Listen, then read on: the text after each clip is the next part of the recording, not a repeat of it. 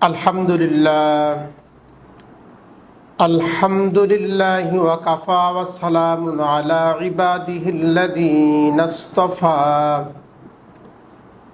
আম্মা বা'দ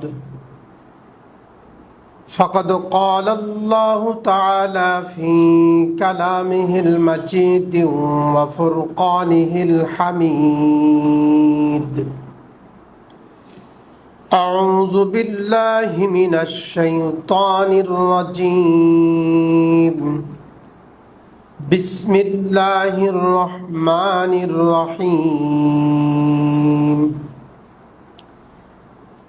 إن أول بيت وضع للناس للذي ببكة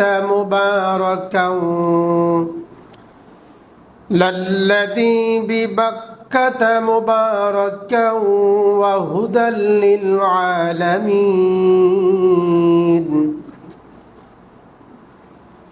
فيه آيات بينات مقام إبراهيم ومن دخله كان آمنا ولله على الناس حج البيت من استطاع إليه سبيلا ومن كفر فإن الله غني عن العالمين صدق الله العظيم القرآن প্রচার সংস্থা আকফাও বাংলাদেশ কর্তৃক আয়োজিত আজকে লাইভ প্রোগ্রামে হজ সম্পর্কে আলোচনার জন্য আমাকে অংশগ্রহণ করার জন্য যে সুযোগ দিয়েছেন, আমি আমার পক্ষ থেকে আল কোরআন প্রচার সংস্থা আকফা বাংলাদেশকে আন্তরিক ধন্যবাদ ও অভিনন্দন জ্ঞাপন করছি। যারা লাইভটি দেখতেছেন দেশ বিদেশ থেকে, আল কোরআনের প্রেমিকগণ, তাওহীদি মুসলিম দিনদার ভাই এবং বোনগণ, আল কোরআন প্রচার সংস্থা আকফা বাংলাদেশের পক্ষ থেকে আপনাদেরকে মোবারকবাদ জানাচ্ছি। সম্মানিত আমার মুসলমান ভাইগণ, আমরা সর্বপ্রথম মহান আল্লাহ রাব্বুল আলামিনের দরবারে লাখ কোটি শুকরিয়া আদায় করছি যে আল্লাহ সুবহানাহু ওয়া তাআলা আজকে কোরআন থেকে হজ সম্পর্কে আমরা কিছু আলোচনা করব ইনশাআল্লাহ তাআলা। এবং হজ কাদের জন্য ফরজ হয়েছে, হজের পুরস্কার আল্লাহ পাক কি দিবেন, এই সম্পর্কে ইনশাআল্লাহ আলোচনা করার চেষ্টা করব। ওমা তাওফিকি ইল্লা বিল্লাহ আলাইহি তাওয়াক্কালতু ওয়া ইলাইহি উনীব। হজ অর্থ, গুরুত্ব, বিধান। অর্থ সংজ্ঞা: হজ আরবি শব্দ যার আক্ষরিক অর্থ হলো কোনো মহৎ উদ্দেশ্য সফর করা। ইসলামী শরীয়তের পরিভাষায় নির্দিষ্ট সময়ে নির্দিষ্ট নিয়মে আল্লাহর পবিত্র গৃহে কাবা শরীফের উদ্দেশ্য সফর ও ইবাদত সম্পাদন করার নামেই হলো হজ। 2. হজের ফরজিয়াত। হজ ইসলাম ধর্মের স্তম্ভের মধ্যে একটি অন্যতম স্তম্ভ। মহান আল্লাহ রাব্বুল আলামিন কোরআনুল কারীমের মধ্যে বলেছেন, সূরা ইমরানে 97 আয়াতে অংশটুকু আল্লাহ পাক বলেছেন 96 এবং 97 আয়াতে আল্লাহ পাক বলেছেন, ইন্না আউওয়ালা বাইতিন উদিআ লিন-নাসি লাল্লাযী বিবাক্কাতা মুবারাকান ওয়া হুদাল লিল আলামিন। নিশ্চয়ই মানব জাতির জন্য সর্বপ্রথম যে গৃহে প্রতিষ্ঠিত হয়েছিল তাহা তো বাক্কায়, উহা বরকতময় বিশ্বজগতের দিশারি। কোরআনুল কারিমে মহান আল্লাহ রাব্বুল আলামিন মক্কাকে বাক্কায় শব্দ তিনি উচ্চারণ করেছেন। আল্লাহ পাক বলেন, ফিহি আয়াতুম বাইয়িনাতুম মাকাম ইব্রাহিম। 97 আয়াতে আল্লাহ পাক বলেছেন যে সেখানে অসংখ্য নিদর্শন রয়েছে, তার মধ্যে অন্যতম হচ্ছে মাকাম ইব্রাহিম। মাকাম ইব্রাহিম হচ্ছে কাবার ঘর যখন নির্মাণ শুরু হলো, যখন উপরে উঠতেছিল, আমরা সাধারণত মাচাং করি, সেখানে সেই সময় আল্লাহ রাব্বুল আলামিন ভেস্তি পাথর পাঠাইলেন। বাবা এবং ছেলে ইব্রাহিম এবং ইসমাইল আলাইহিস সালাম দুইজনে আল্লাহর ঘর নির্মাণ করতেছিলেন। ওই পাথরটা দিয়ে ইব্রাহিম আলাইহিস সালাম লিফটের কাজ করতেছিল। যখন উপরে গাঁথুনি প্রয়োজন হয় তখন পাথর স্বাভাবিক নিয়মে উপরে উঠে যায় লিফটের কাজ করে, আবার সাইডে যাওয়ার প্রয়োজন হলে আবার সাইডে চলে যায়। আপনারা যারা আল্লাহর ঘর যাওয়ার সুযোগ হয়েছে তারা নিশ্চয়ই দেখেছেন প্রায় 4 ইঞ্চি গভীর আছে ওই পাথরটাতে। পায়ের দাগ, 2টা পায়ের দাগ এখনও সেখানে বিদ্যমান রয়েছে। এই জন্য আল্লাহ রাব্বুল আলামিন বলেছেন, ফিহি আয়াতুম বাইয়িনাতুম মাকাম ইব্রাহিম। সেখানে অসংখ্য নিদর্শন রয়েছে, তার মধ্যে অন্যতম মাকাম ইব্রাহিম। সেখানে আরও অসংখ্য নিদর্শন আছে। আবে জমজমের পানি আছে, আপনারা পানি খান। এই পানি অনেক ফজিলত হাদিসে এসেছে যে পানি খাদ্যের অভাব পূরণ করে, বরকতময় পানি। আল্লাহ রাব্বুল আলামিন পর অংশে বলেছেন, ওমান দাখালাহু কানা আমিনা। যে এখানে প্রবেশ করবে সে নিরাপদ থাকবে, তার নিরাপত্তার দায়িত্ব আল্লাহ সুবহানাহু ওয়া তাআলা নিজেই। মানুষের তারপরে আল্লাহ পাক বলছে, ওয়ালিল্লাহি আলান নাস হিজ্জুল বাইতি মান ইসতাতা ইলাইহি সাবিলা। আর যে কেউ সেখানে প্রবেশ করে নিরাপদ থাকবে, মানুষের মধ্যে যারা সেখানে সামর্থ্য আছে, আল্লাহর উদ্দেশ্য ওই ঘিরে হজ করা তার অবশ্যই কর্তব্য, অর্থাৎ ফরজ। আল্লাহ পাক যাদেরকে সামর্থ্য দিয়েছে তাদের জন্যে হজ ফরজ। এবং কেউ যদি প্রত্যাখ্যান করে, জানিয়ে রাখো নিশ্চয়ই আল্লাহ পাক বিশ্ববাসী বিশ্বজগতের জন্য মুকাফিক্ষী নন। সম্মানিত আমার মুসলিম তাওহীদি জনতা, ভাই এবং বোনেরা, হজের বিষয়ে আল্লাহ পাক অসংখ্য 30টি আয়াত অবতীর্ণ করেছেন কোরআনে। আর হজ সম্পর্কে, হজ যে ফরজ, শুধু একটি মাত্র আয়াত সূরা ইমরানে 97 নং আয়াতে আল্লাহ পাক হজকে ফরজ করেছে। হজ ফরজ যাদের ওপর, প্রথমে 1 নম্বর মুসলিম হতে হবে, বালেগ প্রাপ্ত হতে হবে 2 নম্বর, 3 নম্বর হচ্ছে সুস্থ মস্তিষ্কের অধিকারী হতে হবে, 4র্থ নম্বর স্বাধীন হতে হবে, 5ম নম্বর আর্থিক ও শারীরিকভাবে সক্ষম হতে হবে। হজের ইতিহাস সংক্ষেপে,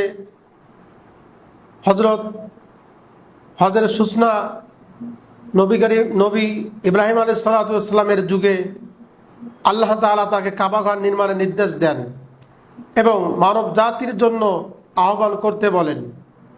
সূরা হজ 27 নম্বর আয়াত। নবী মুহাম্মদ সাল্লাল্লাহু আলাইহি সাল্লাম হিজরতের 9ম বছরে হজ ফরজ হওয়ার পর 10ম হিজরিতে বিদায় হজ পালন করেন। হজের সময় নির্দিষ্ট সময় হলো ইসলামী বর্ষপঞ্জির 8 এবং 13 জিলহজ, 8 থেকে 13 জিলহজ অন্য কোনো সময় হজ হয় না, শুধু উমরা হয় সারা বছর। হজ একটা নির্দিষ্ট সময় নির্দিষ্ট স্থানে হজ করতে হয়। হজের ধরন ইফরাদ, শুধু হজ করা, উমরা নয়।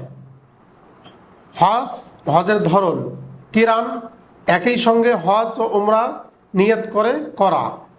3 তামাত্তু, হজ আগে উমরা করে পরে হজ করা।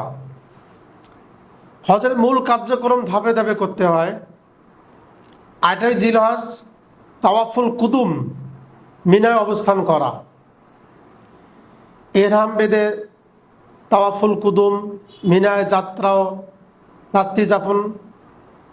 জিলহজ 9 জিলহজ আরাফাত দিবস, আরাফাতে অবস্থান হজের মূল রুকন।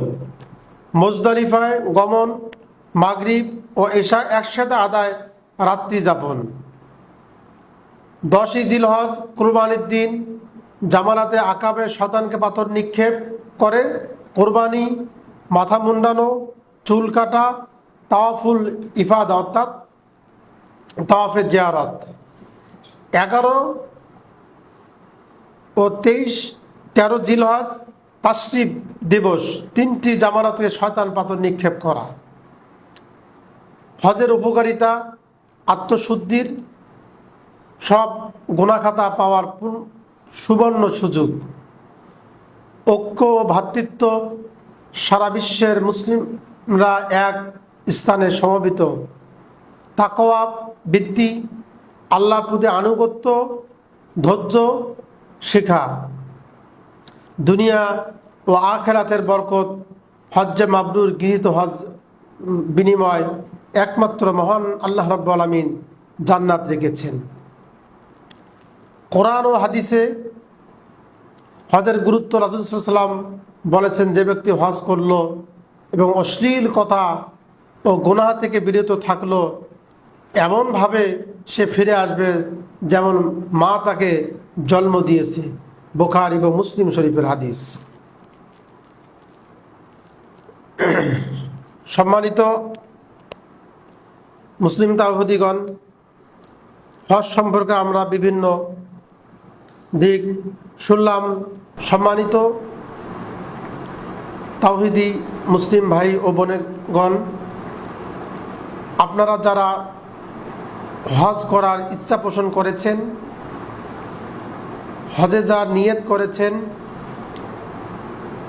আমি এতটুকু শুধু আপনাদেরকে বলবো, আপনারা এলেম শিক্ষা করবেন, হজ সম্পর্কে জানবেন। আমার দীর্ঘদিনের অভিজ্ঞতা থেকে মানুষ হজে বিভিন্ন ধরনের বিশৃঙ্খলা ও অমনোযোগী হয়ে থাকে।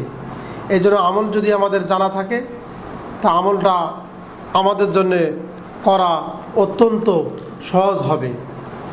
হজ সম্পর্কে মহান আল্লাহ রাব্বুল আলামিন সূরা তাওবায় আল্লাহ পাক বলেছেন যে হজ একমাত্র আমার জন্য হবে, আর হজের বিনিময় একমাত্র আমি তাদেরকে জান্নাত দিব। মহান আল্লাহ রাব্বুল আলামিন সূরা তাওবায় বলেছেন, বিসমিল্লাহির রহমানির রহিম, আজালতুম সিকায়াতাল হাজ্জি ওয়া ইমারাতাল মাসজিদিল হারামি কামান আমানা বিল্লাহি ওয়াল ইয়াউমিল আখির ওয়া জাহাদা ফি সাবিলিল্লাহ লা ইয়াস্তাবুনা ইনদাল্লাহ ওয়াল্লাহু লা ইয়াহদিল কওমাজ জালিমিন। হাজিদের জন্য পানি সরবরাহ এবং মসজিদে হারামে রক্ষণাবেক্ষণ করাকে তোমরা কি তাহাদের পূর্ণ সমজ্ঞান করো, যাহারা আল্লাহ ও আখিরাতে ঈমান আনে এবং আল্লাহর পথে জিহাদ করে? আল্লাহর নিকট উহা সমতুল্য নয়। আল্লাহ জালিম সম্প্রদায় পথ প্রদর্শন করেন না। সম্মানিত আমার মুসলিম প্রেমিক ভাই ও বোনেগণ, মুমিন অত্যন্ত বিনয়ী হবে, বিনম্র হবে। মুমিন সাদাসিধা হবে কিন্তু বোকা হবে না। আল্লাহ রাব্বুল আমিন বান্দাকে চান মাফ করার জন্য, বিভিন্ন বাহানা খোঁজে। এই জন্য আল্লাহ পাক বলেন যে বান্দা আসো, আমি তোমাকে মাফ করে দেব। তুমি কত গুনাহ করেছো, সব গুনাহ খাতা আমি তোমাকে মাফ করে দেব। তোমার গুনাহ যদি হয় আকাশ সমান, আমার রহমত আরশ আজিম পর্যন্ত। সুতরাং হজের মধ্যে যে তালবিয়া আমরা পাঠ করি, লাব্বাইক আল্লাহুম্মা লাব্বাইক, লাব্বাইক লা শারীকা লাকা লাব্বাইক, ইন্নাল হামদা ওয়ান নি'মাতা লাকা ওয়াল মুলক লা শারীকা লাক। আমি হাজির, আল্লাহ আমি হাজির, লা শারীক, তোমার কোনো শরীক নাই, তুমি একমাত্র আমার আল্লাহ, আমার ইজ্জতের মালিক, আমার বেইজ্জতের মালিক, আমার হায়াতের মালিক, আমার মৌতের মালিক একমাত্র তুমি। লা শারীকা লাক, তোমার কোনো শরীক নেই, তোমার কোনো ইলাহা নাই। সম্মানিত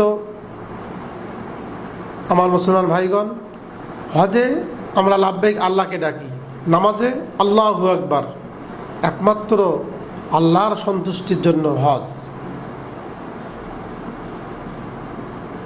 হাদিসে এসেছে যে আল্লাহর ঘর যদি তাকায় থাকি আল্লাহ পাপ মাফ করে দেয়। যদি এক ওয়াক্ত নামাজ পড়ি মহান আল্লাহ রাব্বুল আমিন অগণিত সওয়াব দান করে প্রত্যেক রাকাতে। এই জন্য আমরা যারা হজের নিয়ত করেছি, আমরা সহি শুদ্ধভাবে হজ সম্পর্কে জেনে বুঝে এবং সঠিক নিয়মে হজ পালনের জন্য আমি উদাত্ত আহ্বান জানাচ্ছি। আমি আপনাদের কাছ থেকেই বিদায় নিচ্ছি। আমার সংক্ষিপ্ত পরিচয়, আমি কাজী মোহাম্মদ মাহবুবুর রহমান, কামিল তাফসির, মুসলিম marriage registrar, Rangpur city corporation, সাধারণ সম্পাদক রংপুর বিভাগীয় কাজী সমিতি, সম্পাদক রংপুর মহানগর কাজী সমিতি। আমার নিজস্ব একটি ট্রাভেল এজেন্সি আছে, এয়ার ট্রাভেলস অ্যান্ড ট্যুরস, যার সরকার কর্তৃক অনুমোদিত। আপনারা চাইলে ইনশাল্লাহ আমার সঙ্গে সফরে অংশগ্রহণ করতে পারেন। ধন্যবাদ। আসসালামু আলাইকুম ওয়া রাহমাতুল্লাহ।